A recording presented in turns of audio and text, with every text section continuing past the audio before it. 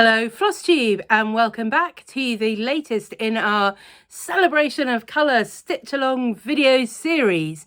I am Ros Clark.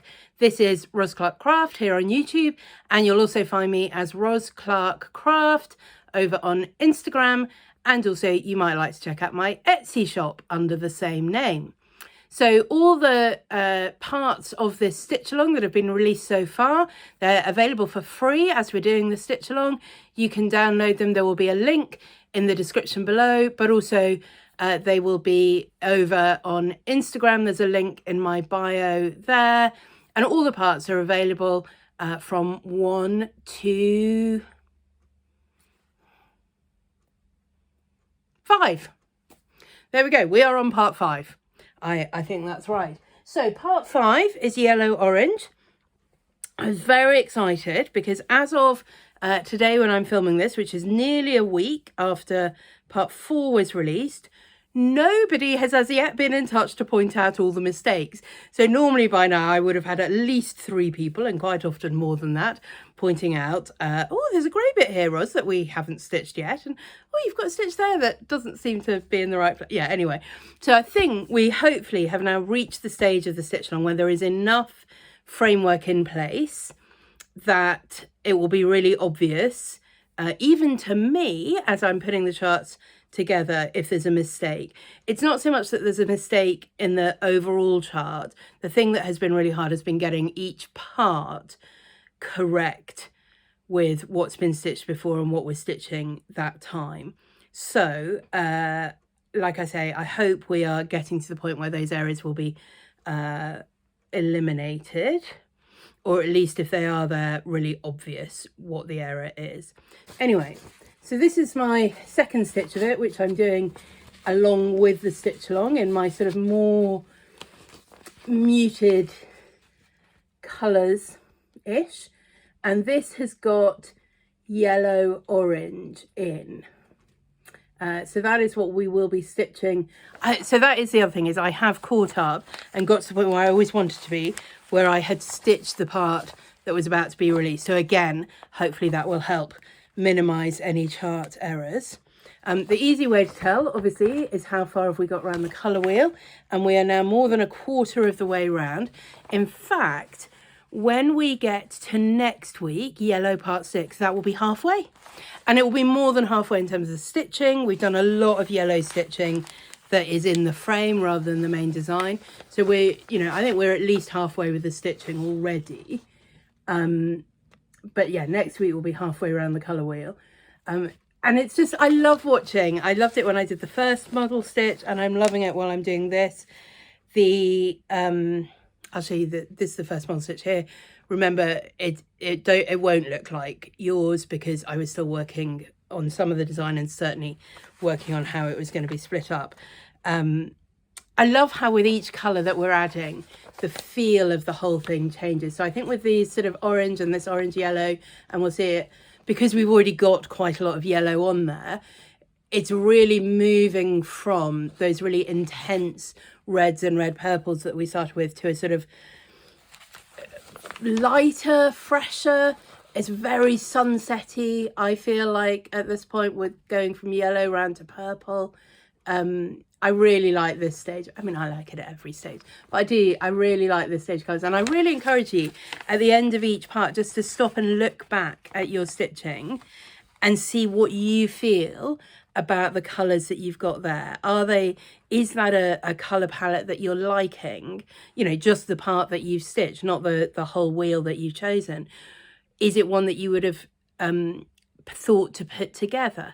If you sort of were to take out one colour, say, which one would you pick and why? Really think about the colours. That's part of this stitch along is, it's not, I mean, I hope you'll like the finished thing. It may not be a thing that you think, oh yeah, I must have that on the wall. But it's really supposed to be a sort of learning and celebration experience as you're thinking about what colours are like and how they go together and what do you like about colour.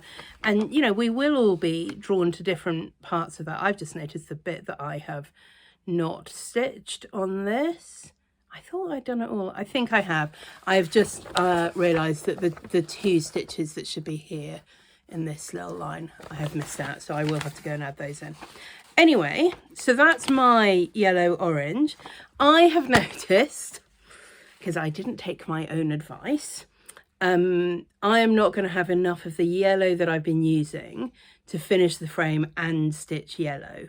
That is because I did not start with a full skein. I hope you started with a full skein. I thought I would get away with it, but I don't think, I'm pretty sure I won't. I think I will have enough to finish the frame. I really hope so. But I'm pretty confident I won't. So that's fine. I'm just going to have to choose a different, it's the yellow that I've been using is Gold Star from Roxy Floss Co, which came in the holiday countdown box. I don't even know if it's been released or will be released as an ongoing thread, but I'm certainly not going to buy a full skein of that from Canada to do 300 stitches or whatever it is in this. So I will choose a different colour for the actual yellow section of the chart, and I think that will be completely fine. I can find something that will work with that, although it is slightly ironic because I think it was the Gold Star that was the one that I started with when I was putting this palette together. I knew I wanted to use it. Anyway, it'll be fine. I hope you have all got plenty of your floss. And just to make sure that you know what we've got, we have got little bits of the red and the red purple still to fill in. You can see, you know, where you've got the little bits at the sort of junctions in the frame. Not all of those are red and red purple. There's another colour we're going to use in some of them, but there are a handful of those still to fill in. So, you know, maybe you need 1 or 2 strands. No, 1 strand would be plenty left to fill in those little bits, I'm sure. Everything else apart from the yellow and the black we have completed. And when we do the yellow next week, we will complete all of the yellow. So we'll complete it in the frame as well as in the other section. So then after that, there'll still be a bit more black that we've got to do. But otherwise, it will be sort of colour by colour. And I think maybe the week after we do the yellow, we've finished the red and the red purple. So then it really is just colour by colour through to the end. Yeah, I don't think I have anything else to say about the chart this week. I hope it's fine. I think it's fine. I will check that those 2 little stitches that I haven't stitched are actually on the chart. I think they are. I think it's just me not having stitched them. So that's yellow orange. Now, what we're going to talk about this week, I've been very excited. This is one of the things I've been wanting to get to, the whole series. And then just now as I was getting everything together to do it, I'm like, I can't find the actual thing that I wanted to show you. I mean, if you looked at my house, you would be like, I was not surprised you can't find anything else. And I'm like, I sort of, it is, but also it's a book and it's really big and there really aren't that many places it could be. And I was genuinely quite shocked when I went to the bookshop and it wasn't where I thought it should be. Anyway, it's fine. So we talked, well, last week we talked about symbolism in colour and political symbolism and that sort of thing. And the week before that, we were talking about interaction of colour. We were looking at Joseph Alba's book and we talked about perception and are you a tetrachromat? I really want to just sound that note of caution. Don't rely on an online test to tell you if you're. I mean, I've yet to come across anyone who didn't come out as a tetrachromat on that test. Now, maybe because we're a self-selecting audience, we all are. And certainly if you came out as one of the tests, I'm not saying you're not, I don't think it's reliable. I think the way that it is processed through the screen makes it much easier to see all the colours than if we did the real test. I could be wrong, but I think just a little note of caution on that. But it is fun to do. So, you know, but it is just fun. Just for fun. So we were talking about that. And what I want to talk about this time is how some of those effects we were talking about, the way that, you know, the context of a colour changes a colour. You know, we talked a little bit about that dress, the blue, black or the white, gold and the lack of context and how your brain processes that. I'm going to talk about how artists have, whether deliberately unconsciously or instinctively and unconsciously, played with that in their art. And I think this really begins to become a big thing around the time of the Impressionists. Now, that's not to say there's nothing happening before that. You know, pre-Impressionist artists certainly understood you know, if you wanted to make a color really pop, then you would make it lighter and brighter compared to, you know, you might put sort of darker colors around it. And so, you know, you see paintings, you know, often with sort of religious themes where there's a sort of shaft of light, or even non-religious themes, sort of, you know, windows open and the light falls and that's where your eye is drawn. And, you know, they understand that color, you know, works, you can manipulate the way that color works to make people look at the bit you want it to and really make things sing out. And it's not, you know, and they would have colors that had particular kind of meanings, and, you know, they put those in and that sort of thing. But they're painting the colors that they want to paint. If there's somebody's got a blue dress, they are using blue paints, basically. The Impressionists start doing something different, and some of them do this much more than others, but you begin to see the idea that you can make people look at a picture and see colours that are not the ones you painted. So a great example of this in the Impressionists would be Monet. If you know, I'm sure you've all done this, and if you haven't, you've probably seen it in Clueless. You know, she's a real Monet. She looks great up close, but, you know, looks great at a distance, but not up close. And, you know, it's a big thing. If you've not done it, go to a gallery, go to the National Gallery in London, it's free, or wherever you can find, and do that thing of looking at a Monet close up and far away, and you will see that it's very different. The overall impression, and that's why they're called Impressionists, that you get when you're looking at a painting from a slight distance is very different from what you see when you're going close up. Whereas if you look at like an old master, what you see when you get close up is more detail, but it's detail that's clearly of the thing that you saw. Whereas Monet, you're like, oh, well, there just seem to be random blotches of colour. And it's not till you stand away that you're like, oh, okay, that's a water lily, or that's a tree, or whatever. You're looking close up and you're just like, whatever. I don't know what that is. And that's because partly the brush strokes and the shape and direction of them, that sort of thing, but it's also the understanding of the way that the colour works. And with Monet, famously, he becomes more and more impressionist as he gets older and he can't see as well. And I think that is really fascinating. You know, there is something there about his processing of what he sees that is changing, and that's impacting the way that he is painting. You also see it in someone like Van Gogh, who his paintings, so a few months ago was in Amsterdam and was able to go to the Van Gogh Museum, and his painting is really striking that I'd not really noticed in quite this way before. There's so much in his paintings that is pattern. So when he's doing fields, he's doing sort of patterns of the lines of the wheat, or patterns of the waves in the sky. And you kind of look at them at a distance, you're like, oh, it's a beautiful picture of fields. And you look at it and it's like, it's quite graphic, actually, the way that he does that. And again, you look at the colours and you think, those aren't really the colours, are they? But one of the things that he does that I really associate with him, his wheat field paintings, I think he really generates the sense of the light there. And you know what it's like when you're outside and it's a sort of bright, cold day but no real sunshine.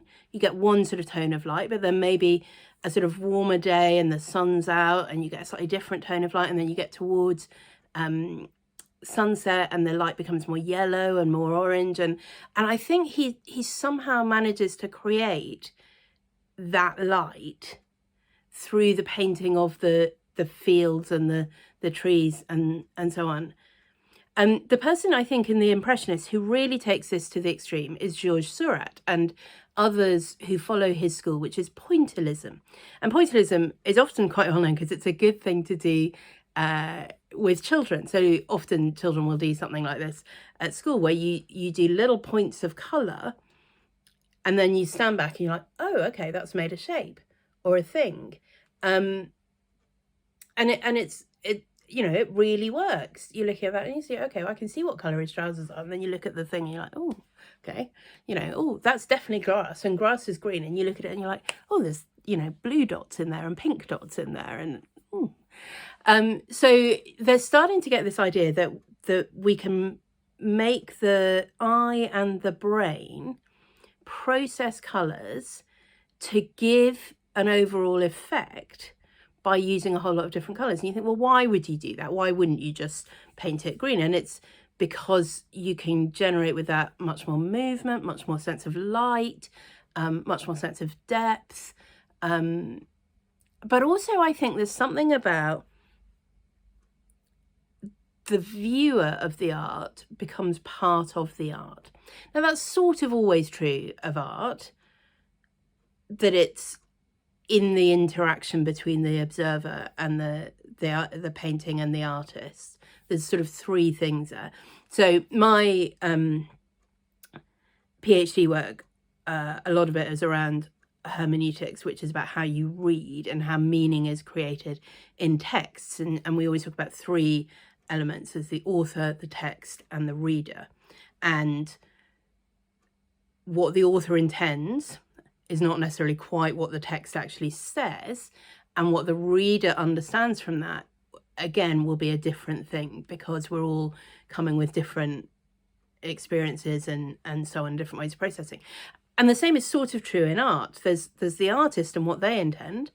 There's the actual artwork, and in this case we're talking about paintings, and then there's what you see. And none of those will be identical, and none of those are invalid. And there are some artists, and there are certainly some authors, who are very much, no, it just means what I meant it to mean, and no one else gets to say in that. And you're like, well, you don't get to control, when I read a book, what it means to me. You just don't. You know, and if sometimes, because we're not all perfect artists, and we're certainly not all perfect authors, actually what we intended isn't really what's on the page. You know, when I do art, I'm a, you know, enthusiastic amateur artist at best. You know, what I actually produce is not always what I intend. It's never what I actually intend. And sometimes it's better than I intend. We just did a piece of work in our art class that we finished yesterday that I was like, wow, actually, and everybody's came out so brilliant, with so much more to it than I was really expecting. It was really fun. You know, and sometimes people will see things, and I used to find this a lot when I was writing books, that people would be, you know, I had one or two reviewers who I'd always be looking out for their reviews, because they would understand my book so much better than I did. And it wasn't that they were seeing things that I hadn't written, they were seeing things that I hadn't known I had written, or I hadn't consciously intended. And they'd read it and they'd be like, well, it's this happening. I'd be like, yeah, it is. Wow, I didn't know I'd done that. So anyway, this wasn't where I was meant to be going with all of this. But anyway, I think with Impressionism, you get this sense of what the artist is trying to do, what they actually produce, but somehow what they actually produce, when it's just on the wall of a gallery, it's kind of dead. It's kind of nothing. And it's not until someone stands there and they're looking at it and their eye is processing all of those different colours, that they are making those dots of different colours into an image.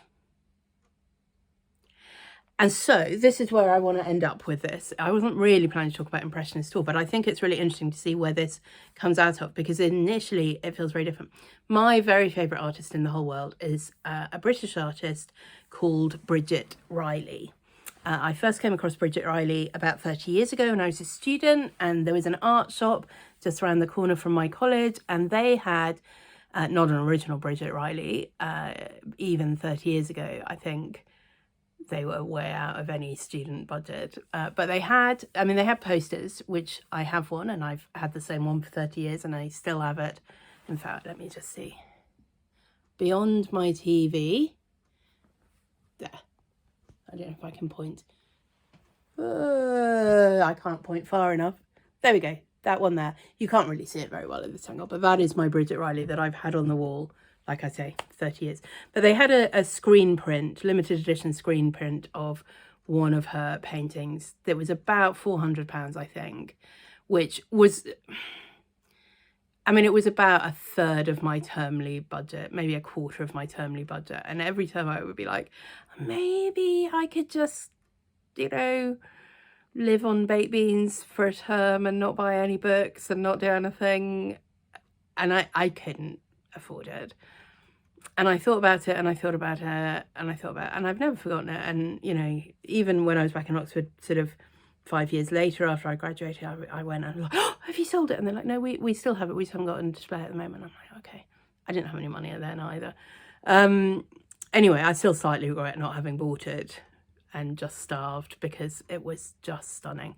And then over the years, whenever I've had the opportunity to go and see any of her work in person, I grab it. I just love it. And it is a dream of mine one day. Well, not just to own a Bridget Riley, but to own a house big enough to have a Bridget Riley. Because in person, most of her work, most of the ones I love anyway, are vast. They are, you know, a whole wall sized, not a frame sized.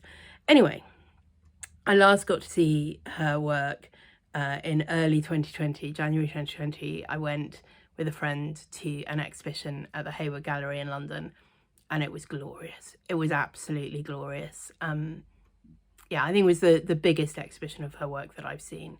And yeah, it was wonderful. So you might not know Bridget Riley, and that's fine. I have brought, this book, her curve paintings. The book that I can't find is the stripe paintings book, which I'm really annoyed about. But I have got some examples to show you, because I've also got a pack of postcards. And I might put one, you know, I'm sure I can find an image on the screen. I will say, fair warning, I don't know that this is going to work on screen. Because what I want to talk to you about is the way in which Bridget Riley generates colour. So we talked about how the Impressionists will use colours, and your eye sort of blends them together and they interact with each other, and you see the colours that they intend. And Riley takes that a step further. So a lot of her early work is black and white. So it's this sort of thing. And you look at that and you see black and white. And I think that probably is all you're going to see. I'm going to try and do it so you don't get too much light shining on it. And you see the sort of idea of a curve coming in, and what's it called? Movement in squares. Yeah, and you can see that.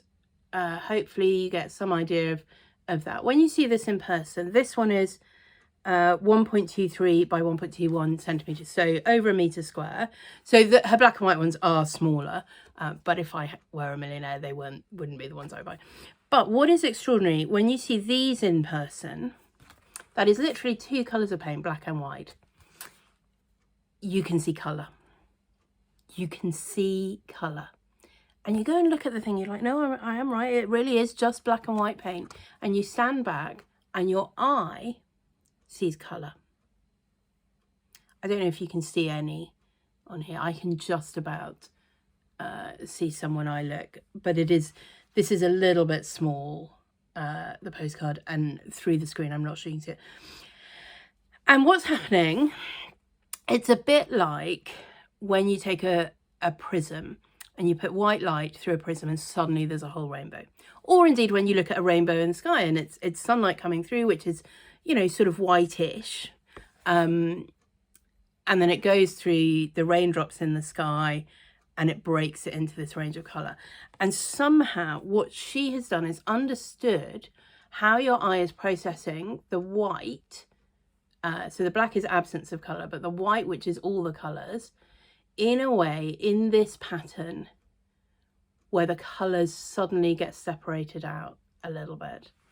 Let me show you one other black and white one, with this sort of black and white and grey.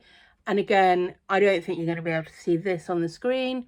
This is called Pause. It's similar sort of size, slightly smaller than the other one in real life. And these, you know, there's movement there. You can see there's sort of creating a 3-dimensional kind of shape in your brain from a 2-dimensional image. But you can't really see on there the colour. So when we get to the ones that I most love are her stripe paintings, in fact. So this is 1981. This is called Ra, R-A. And this one is twice as big, 2.5 meters by 2 meters. Okay, and you're looking at it and it's like, okay, it's just a lot of random stripes. And this one isn't quite the one that I want to show, but I think you might be able to get this. So I'm going to hold this here. And what I want you to do, pause the video How many colours can you see? How many colours can you see? This is not about whether you're a tetrachromat or not, although I admit that if you are actually colourblind, you probably will struggle. I wonder how many you can see. I'm looking at it in the screen and I've got, oh, a couple of dozen at least, something like that. How many colours do we think she used to paint this with? 1, 6. Yeah, that is 6 colours of paint.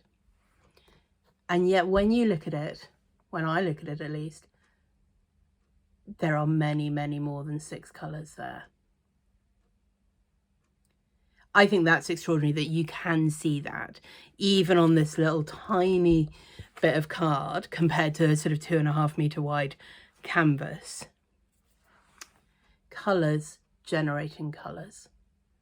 And that's what I love about Bridget Riley more than anything, is it's almost magical.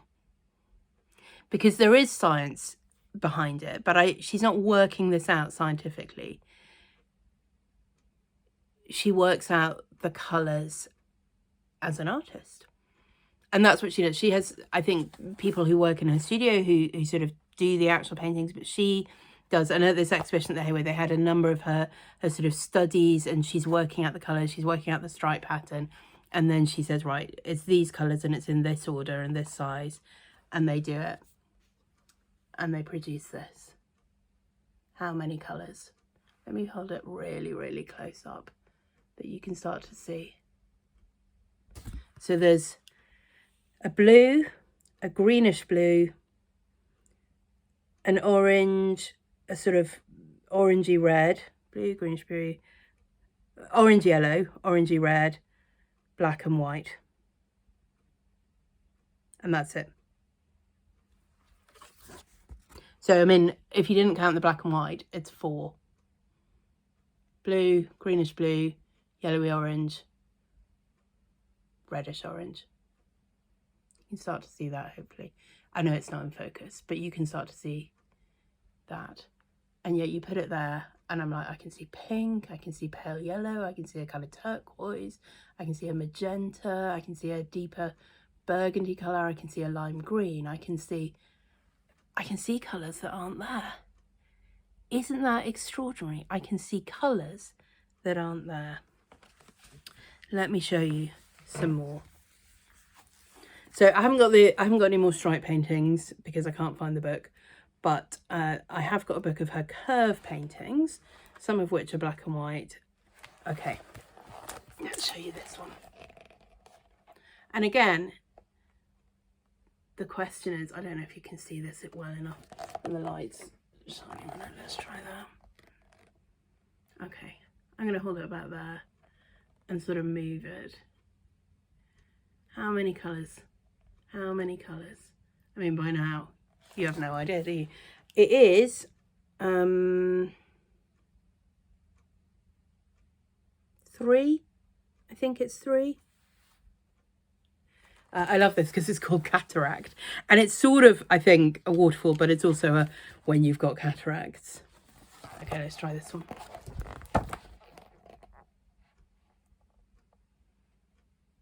There's a sort of orangey colour, a pinky colour, bluish, greenish, kind of orange, yeah.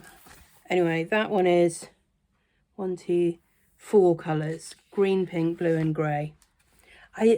And when you see them in real life, you just sort of, well, I do anyway, I just fall into them. I'm captivated by the world that she's generating that seems like it's a sort of fantasy, magical world that is illusory. And it's not illusory, it's, so you can see actually in here, this is Georges Seurat, and it's in here because he was such a strong influence on her. I don't know if you're going to be able to see this, but